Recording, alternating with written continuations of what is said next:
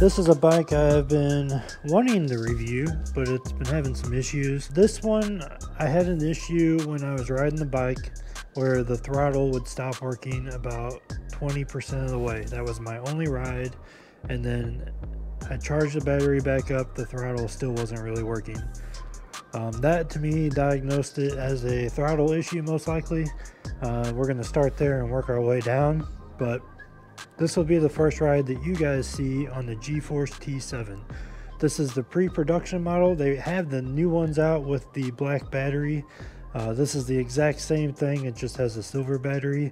I do plan to wrap this battery in black vinyl when I get a chance to do that. If you can't tell, I kind of have a lot going on, so I haven't had a chance to wrap the battery yet.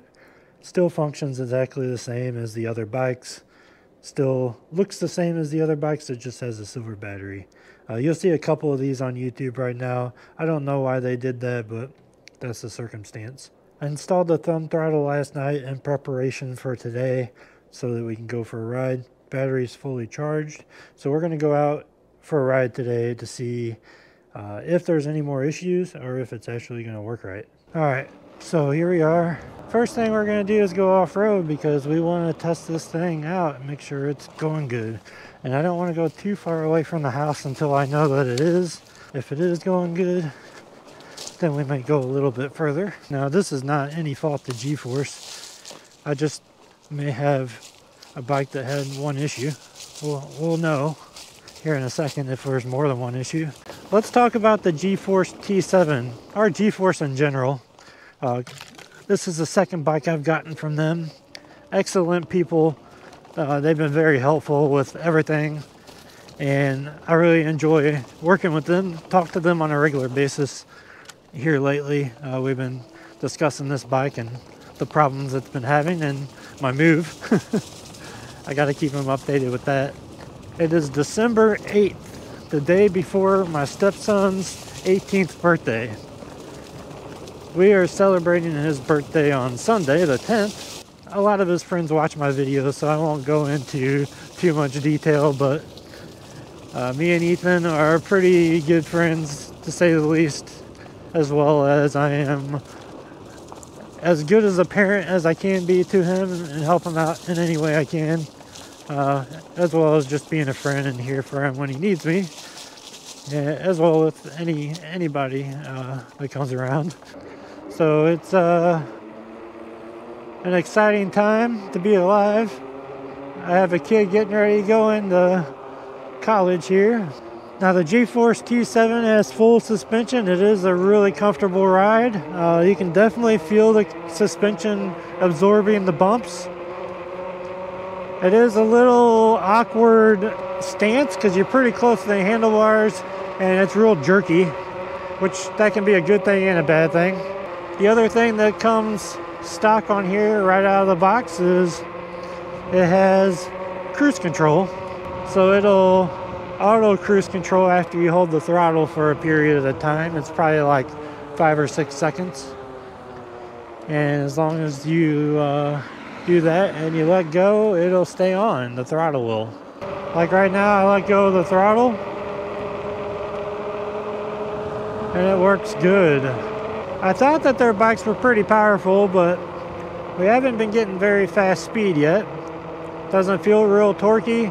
Not sure if it can make it up my off-road hill. All right, here's the hill. We're gonna try to climb it throttle only. I might be, yeah, not happening. Ooh, even harder in one, but it's making it. You can hear that motor whine. And I'm still searching for a really good hill climb spot, and I gotta test a couple so I know what grade they are.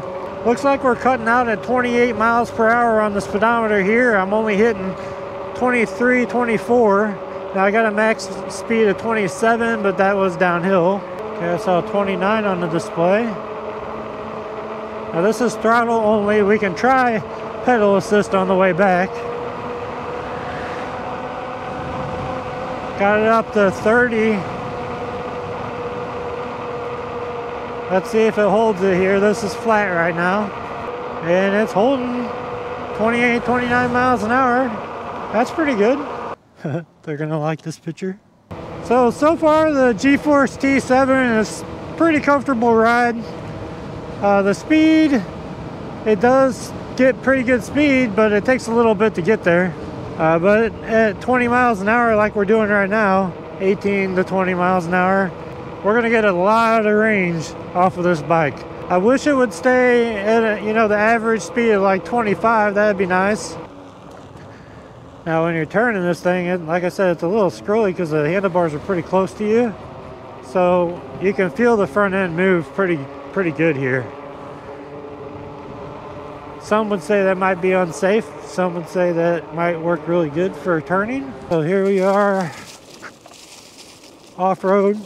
I can hear the battery bouncing around a little bit. That's one of the problems with that type of mount. I have had a battery in this shape before with the rails in the back, and it's a little harder to get the battery into the bike. I would have liked to see a different type of battery.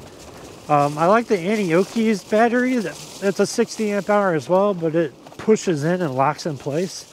On the Anioki, you don't always have to have a key. I like that. If you take it out to charge, you don't have to have the key to put it back in. On this bike, you do. That's kind of one of the drawbacks. Now that I've rode two 60 amp hour battery bikes, I do have a little bit of a comparison between the two. Hopefully I get some more so I can do a lot of different videos about 60 amp hour batteries. 60 amp hours will get you probably 100 miles throttle only on this bike. I have not done a throttle only test on this bike yet because I did have a bad throttle. Looks like everything's working now, so we can probably venture out in the next video a little further. Luckily, I know a little bit about e-bikes and I can diagnose the problems pretty quickly. They sent me a new one. I got it yesterday, installed it last night, and here we are. So let's stop and talk about this bike real quick before I go home. So this is the G-Force T7. I don't have my camera I usually use to do the overviews, but it's a folding 60 amp hour bike. The production model has a black battery, doesn't have silver. They're actually out right now. When I got this, they didn't have them done yet, so they just went ahead and sent me this pre-production model. Totally okay. It's the exact same bike, same amount of power, same hub motor, same controller. No issues with the bike now after I fixed the thumb throttle, so that's good. It's got hydraulic brakes. They work excellent. As you can see, when I stopped here, it just like came to a complete stop immediately. I've always had really good luck with these. I think they're called Rongloms. Yeah, I had them on the previous bike that I reviewed for G-Force, the ZF model, and that bike was awesome. Similar color scheme. I like their logo. I think this bike looks pretty cool. It's got a really long rack. Because of the 60 amp hour battery, they give you a dedicated handle right here, so you can just like literally pick the bike up and move it around, which I really appreciate that. For me, of somebody that has a ton of bikes, I can pick up this heavy bike and move it. That makes it really easy. Also makes it easy to load it up into the car. When you take this battery out, you reduce about 30 pounds. That'll really help you out with putting the bike into your car because it does fold up. So this is one of two 60 amp hour battery e-bikes that I've ridden, and this one's a little bit different than the other one, as the other one doesn't fold. So this is a little bit more portable. I don't like the battery configuration. I don't like those rails. They're a little finicky. They loosen up and come off. So my suggestion would be to take the screws out, put blue Loctite on it, screw it back in. That way the rail doesn't ever move. Should hold in place. They may have already done that. I didn't even look, but just as a reference, I would try doing that. The folding feature is cool. It does have space in the middle of the frame where you could potentially put another battery. I think it even has the connection where the controller is. The controller's in here. I think it even has a connection to protect it. I don't know why they chose to do that. They should have just added another battery and made this an 80 amp hour battery bike. Would have been the first one. But hey, you still get about 100 miles, throttle only. You can fold it up and take it with you. It's full suspension. The seat's decent. I always say upgrade your seat. You're going to get a lot more comfort nowadays out of the aftermarket seats like Cloud 9s and things like that. It does look like they have a spot in the back where you could put a second seat to add a passenger. I think they should include that. A couple bikes that I've had included a seat, similar function. You just put it in there and slide it forward and it locks in place, and then you can screw it down. I think it'd be cool to have a seat on the back to haul a passenger, but then they would need foot pegs. Maybe the height of the frame there is not really going to be too comfortable for a passenger unless it's like a kid. Maybe they'll make some kind of handle for kids to hold on to. I know that a lot of cargo e-bikes have some extra seats and things like that. So this rack's pretty big. They could add on to it and make it something else, or add more accessories for this bike to make it a little bit more functional for people. So the tail light also functions as a brake light, so people behind you will be able to see you and know if you're braking or not. That's nice. This bike is going to be on sale for the holiday season, so make sure you hit that link in the description so you can see what this bike is priced at. If I have any coupon codes, I'll leave them down there in the description as well. That way you can save a little bit of money off your bike if they have anything. I know some of the companies have their bikes marked down so much that they aren't giving coupons to influencers, so there's that. But check out my link in the description if you're interested in learning more about this bike. I will probably do another video on this just because it took me so long. I feel like I owe them a little bit more. I also want to take some pictures, but first I want to wrap that battery. So that might be part of the next video. If you want to see that, I mean, that's really not anything. It's just a square battery. Wrapping that's going to be super easy. But if you want to see that, go down in the comments section, let me know. I do like that it has fenders. I do like that it has dual suspension. It has folding pedals, folding frame. It's a nice package. You get a lot out of this bike for the price that they have it right now. 60 amp hours is ridiculous. You probably won't ever need much more than that, to be honest with you. The only disadvantage of having a bigger battery, it's going to cost more to replace it. So think about that. 20 amp hour batteries are going to be way cheaper than 60 amp hour batteries.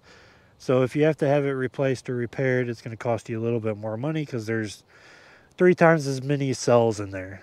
Other e-bikes you can add batteries to. There's all kinds of options out there. If you want to know about any of that, I've made videos about everything pretty much so far. I got a load of content about e-bikes on my channel, so check them out. If you have any questions about the G-Force, please leave them down in the comments section. Let me know. If you want to see more e-bike videos, make sure you're subscribed. And if you want to see more about the G-Force T7, hit that like button, and I'll see you guys in the next video. Thanks for watching.